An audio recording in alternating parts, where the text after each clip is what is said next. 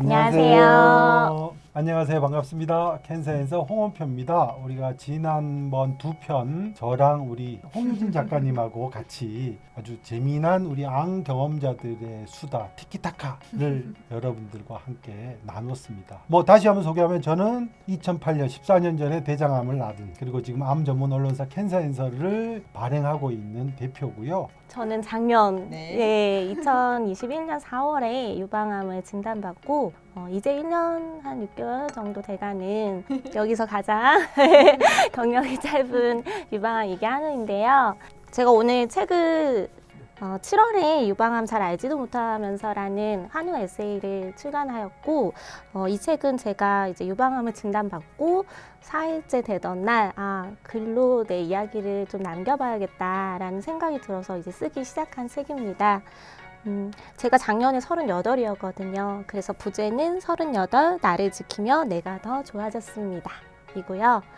내용은 슬프거나 되게 우울한 그런 내용은 아니고 앞으로 우리가 암 경험자로서 어떻게 살면 좋을까 좀 그런 내용들을 희망의 메시지와 함께 담은 책이라고 봐주시면 좋겠습니다. 그리고 한 가지 이제 그냥 제 에세이 이야기만 한 건 아니고 유방암에 대해서 좀 이렇게 한우분들에게 제대로 잘 모르시고 처음에 저도 되게 모르니까 더 걱정이 되더라고요. 그래서 조금 그 혼란스러운 마음에 도움이 되었으면 하는 마음으로 유방암에 대한 질병 정보를 의사 선생님의 감수를 받아서 낸 책이니 많은 관심과 사랑 부탁드립니다. 네, 제가 이제 이 책을 우리 캔서앤서 기사로 썼어요. 이제 통화도 하고 썼는데 캔서앤서라는 언론사를 2년 지금 6개월 정도 됐는데 그 발행하는 목적이 바로 이 책과도 관련돼 있습니다. 이거 제 혼자는 안 돼요. 근데 경험자들이 이렇게 자기의 경험을 녹여서 그리고 전문가의 도움을 받아서 정리해 준다는 거는 사실은 우리가 암을 안 겪는 게 최고지만 맞아요. 어쩔 수 없이 다가왔을 때 당황하지 않고 또 삶을 행복하게 잘 꾸려갈 수 있는 어떤 그 지혜를 나누는 거거든요. 근데 여기에 보면 저도 깜짝 놀랐어요. 나흘부터 사실 기록을 하겠다는 결심도 놀라웠지만 그렇기 때문에 여기에 우리가 암 진단을 받는 분들은 이 책에 있는 대로 따라만 가셔도 초기에 겪을 수 있는 혼란과 걱정을 아주 많이 해결해 주실 수 있습니다. 이거 노골적인 책 광고입니다. 근데 우리 암 경험자들한테 정말 중요한 책이거든요. 그래서 반드시 이 책을 참고하시면 저는 실패하지 않으리라고 보고요.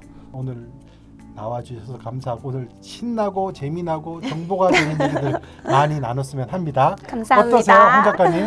저는 일단 제 책은 노골적인 홍보를 안 해주셔가지고 좀 이거 참 서운합니다만 저도 이 책을 되게 재미있게 읽었어요. 저는 유방암 한우는 아닌데도 백혈병에 대해서도 이렇게 책을 써볼 수도 있었겠다라는 생각을 해볼 정도로 정말 유방암을 겪으신 분들은 읽어보면서 단계별로 궁금한 것들이 좀 의사나 간호사에게 일일이 물어볼 수 없는 것들, 그런 것들 또 충분히 설명해주지 않는 것들을 정말 나침반처럼 친절하게, 특히 저는 어떤 느낌을 받았냐면 제가 여기 추천사도 썼는데요. 유방암 시기마다 따라오는 궁금증을 해결해줄 쏠쏠한 정보가 가득한데 저랑 친한 친구가 나 사실은 이런 일이 있었어, 이렇게 겪었는데 이런 정보들이 있었고 이런 게 있었어 라고 옆에서 꼭 저를 보면서 손을 잡고 이렇게 되게 다정하게 말해주는 느낌이었어요. 그래서 위로를 좀 받는 느낌이랄까요. 그래서 꼭 유방암 한우가 아니셔도 읽어보시면 유방암 친구가 있거나 지인이 있거나 혹은 전혀 유방암을 겪지 않은 다른 암 한우나 일반인이어도 좋은 책인 것 같습니다. 너무 감사합니다. 지금 친하니까 좋습니다.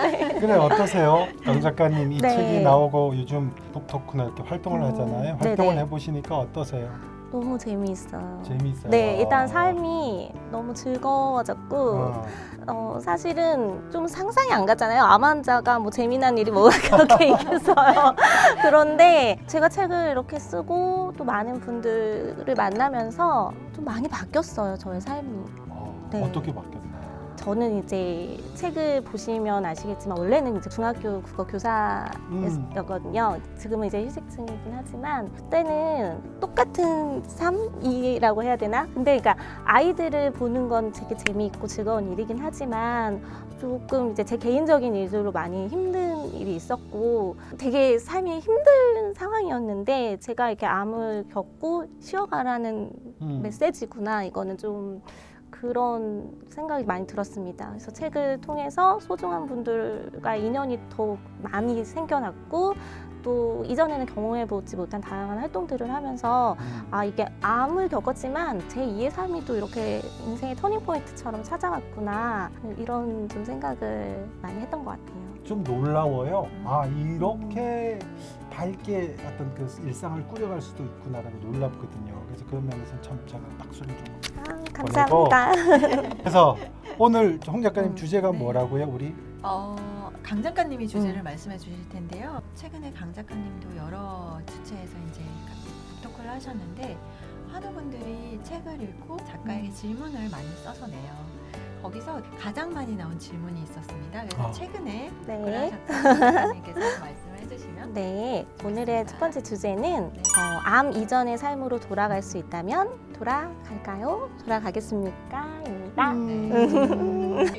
갑자기 나도 14년 전에 그 시기로 아. 막 내가 이제 순간적으로 싹 돌아가서 그때 제 생각을 갑자기 떠올랐습니다. 네, 떠올랐는데 먼저 우리 홍 작가님은 그 어려운 걸 저에게 말씀하시는데 저는 제 북토크 때 8명 정도 원래 신청은 15분이 하셨는데 아시겠지만 암환우 모임은 당일날 컨디션에 따라서 참석자가 많이 달라져요. 그래서 반 정도가 오셨는데 그때 이 주제가 나왔을 때 저희가 이렇게 동그랗게 둘러앉아서 얘기하는데 저만 빼고 모든 분이 암의 종류도 다르고 다 기도 다르지만 당연히 돌아간다. 암 이전으로 돌아갈 수 있으면 무조건 돌아간다. 그러면 암이 아닌 상태 안 엮였으면 좋겠다. 그렇지. 암이 없는 삶이 무조건 낫지.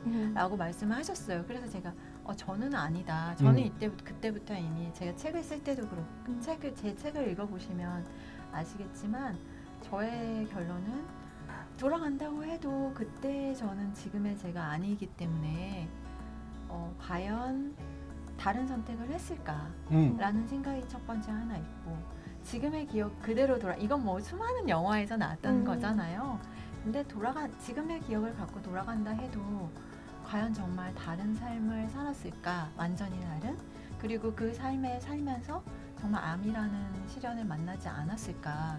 그건 누구도 확신할 수 없잖아요. 우리가 다른 길을 갔다 해도 또 암을 만날 수도 있는 거였기 때문에 그리고 무엇보다 저는 지금 이제 어쨌든 살아서 그 시간들을 지나서 느끼는 것들은 이렇게 되려고 그랬구나. 이 뜻이었구나. 이렇게 느껴지는 것들이 제 삶에 굉장히 많이 있어요. 그리고 내가 살고 싶었던 삶에 가장 가까운 게 지금이구나라는 생각이 들거든요. 저는. 두 분은 어떠세요? 저도 되게 공감을 많이 하는데요. 저도 이제 이런 질문이 딱 저한테 들어왔을 때 저는 no라고 대답을 했어요. 그러니까 암 이전으로 돌아가지 않겠다. 지금의 삶이 더 나는 좋다. 그리고 책에도 제가 이제 그런 내용을 적었었는데 암 이전의 삶보다 지금이 좀 더 뭔가 자유롭고 평화롭다? 네, 평화롭고 평온하고. 근데 제가 이런 말을 하니까 사실 어떤 한우분이 이제 제가 독서 모임을 하고 있는데 뭐라 그럴까 믿지를 못하시더라고요. 아무리 그래도 그렇지 지금이 아무리 너가 즐겁고 행복하더라도 어떻게 사람이 암 이전의 삶으로 돌아갈 수 있다면 돌아가야지. 그 말은 조금 아니지 않나? 이렇게 생각하시는 분들이 계셨어요. 근데 우리 대표님 책에도 여기 있지만 나는 암이 고맙다라는 말 저 되게 그랬거든요. 그러니까 그전에는 약간 반쪽짜리 삶을 살았던 것 같아요. 일단 저는 운동을 되게 싫어했고 학창 시절부터 운동과 너무 거리가 멀었어요. 그래서 평생 거의 운동하지 않은 삶을 살았고 식단도 엉망진창이었어요. 고백하자면 인스턴트 식품을 이제 워킹맘이었기 때문에 이렇게 건강 식단을 챙겨 먹을 여유도 없었고 그러다 보니 식당도 엉망이고 운동도 하지 않고 스트레스 많이 받고 음. 그런 삶을 살았기 때문에 그 당시에는 그게 그렇게 중요한지 몰랐어요. 그리고 그러니까 운동하는 사람들을 보면 운동할 시간이 없는데 어떻게 그냥 운동하지? 그냥 이런 남의 이야기라고 생각을 했고 맛있는 걸 먹으러 가야 되는데 샐러드를 먹겠다는 거예요. 그러면 저는 저 채소를 돈 주고 사 먹는 게 아깝다. 그런 생각이 예. 그랬는데 제가 이제 암을 진단받고 나서 정말 평생 먹을 그 채소의 양을 보다 훨씬 많은 이제 채소를 먹기 시작했죠. 근데 먹으니까 좋아요? 너무 좋죠. 운동도 하니까 그래요? 너무 좋죠. 아. 네, 그러니까 나는 그동안 제가 이제 물론 열심히 공부하고 학창 시절을 뜻깊게 보낸다고 보냈지만 그렇게 운동도 하지 않았던 저의 예전의 모습이 많이 반성이 좀 됐었고 그리고 이제 이런 말을 들었는데 최근에 나를 사랑하는 만큼 운동하라. 라고 하더라고요. 그럼 그동안 저는 운동하지 않았던 저는 나를 진짜 좀 온전히 사랑한 게 아니었을지도 모르겠다. 그러니까 우리가 정신도 중요하고 뭐 각자 이렇게 삶에서 중요한 그런 가치관이 조금씩 다르긴 하지만 가장 중요한 건 내 몸의 건강이잖아요. 건강이 있어야 모든 다른 것들이 다 되는 건데 누구나 그렇겠지만 건강을 잃고 나서야 그 건강의 소중함을 좀 깨닫게 된다고 해야 될까요? 그래서 저는 이 암 이전의 삶으로 돌아가기보다는 지금의 제 삶에 오늘 작가님 말씀하신 것처럼 만족하면서 앞으로 남은 삶이 저희 더 많다고 생각을 하고 더 길다고 생각을 하고 예전보다 더 행복하게 살 수 있다고 믿고 있습니다. 사실은 이제 우리 암 경험자들이 또는 지금 암을 겪고 있는 분들이 자칫하면 자책을 할 오류가 있잖아요.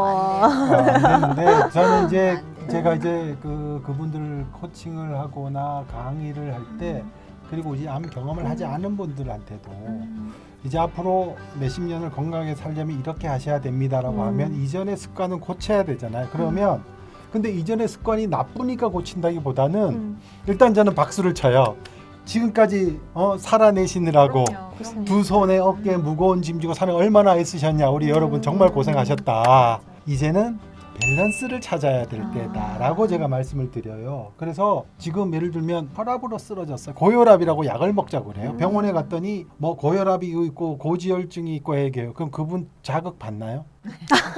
대부분 살아온 탄력이나 자기한테 주어진 역할 때문에 그냥 약 먹고 말지 맞아요. 바꾸려고 하지 않아요. 그런데 이 생사의 갈림길에 놓일 수밖에 없는 암을 겪었기 때문에 돌아보면서 바꿔야겠다라고 하는 거잖아요. 그런 의미에서 저도 암은 저한테는 무지무지 큰 행운이에요. 오죽했으면 제가 오죽했으면 고맙다고. 이게 2012년에 쓴 책이에요. 나는 암이 고맙다. 우리 출판사 편집자가 이 제목을 가지고 안 된다고 해서 제가 한 달을 토론을 했어요. 와. 근데 사실 실제 이 책을 읽은 우리 모임의 어떤 분이 나중에 얘기를 이 책을 제목을 보고 집을까 말까 고민을 하다 결국은 몇 개월 이 책을 집지를 못했어요. 왜? 암이 너무나 나한테는 고통스럽고 힘겹고 맞아. 이걸 과정을 겪는 게 고통스러운데 어떻게 암이 고마울 수 있어요.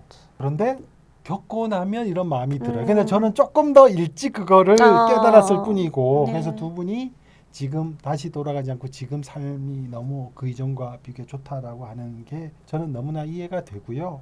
혹시 아직 암을 겪지 않은 분들이 아직은 더 많잖아요. 우리 한 70%는 안 겪었잖아요. 이분들한테 저는 드리고 싶은 말씀은 있어요. 암이 올 때까지 기다리지 말고 이왕이면 암을 겪지 않고도 삶을 조금 더 삶의 질이 좋고 행복하고 좀 더 재미나고 풍요롭게 바꿀 수 있는 계기를 스스로 찾았으면 좋겠다. 정말 좋은 말씀이에요. 네. 근데 그게 어려운 것 같아요. 그렇게 생각함에도 불구하고 가끔 꿈에서나 어떤 생각이 이때 내가 이렇게 했으면 어땠을까 아직도 가끔 생각이 들 때가 있어요. 후회라기보다는 그냥 궁금함. 근데 뭐라고 해야 되지? 만약에 제가 저의 암 같은 경우에는 표적 치료제가 제일 먼저 발달된 분야이기 때문에 90% 이상의 환자는 그냥 먹는 약으로 치료해요. 먹는 약이 잘 들으면 3년 이내 3년 정도 지나서 약을 끊는 것까지 시도해보는 그런 분야거든요.